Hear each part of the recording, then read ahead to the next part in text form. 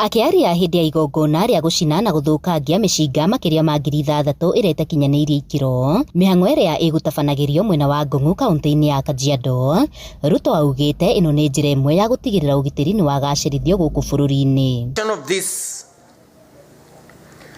firearms is not merely a symbolic act.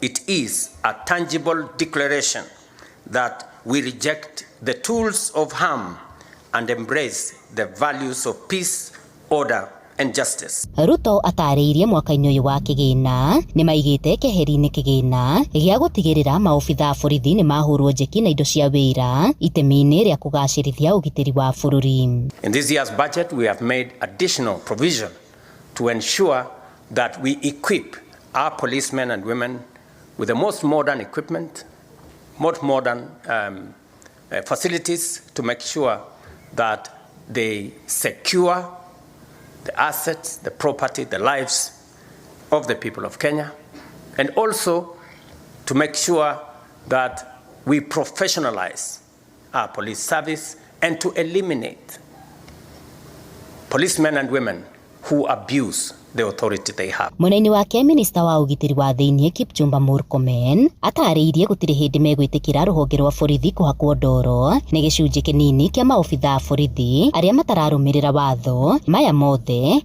akĩmagiritania na gĩko gĩa ica ikuhĩ kĩa gĩkuũ kĩa mwandĩki wa nenda-inĩ Albert Ojwang ũrĩa ũrakuĩrĩire moko-inĩ ma maabitha borithi ceceni-inĩ ya Central Nairobi. In border places, Your Excellency, we must make sure that all these police officers know they have our maximum support.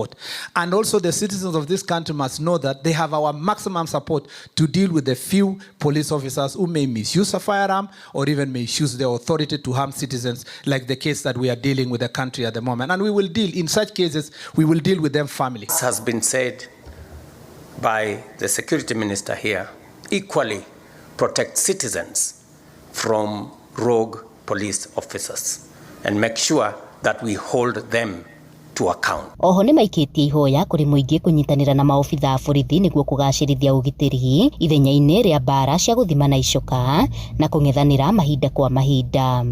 I request the citizens also, Your Excellency, that they must respect the authority of police, because without respect of authority of police, there is anarchy.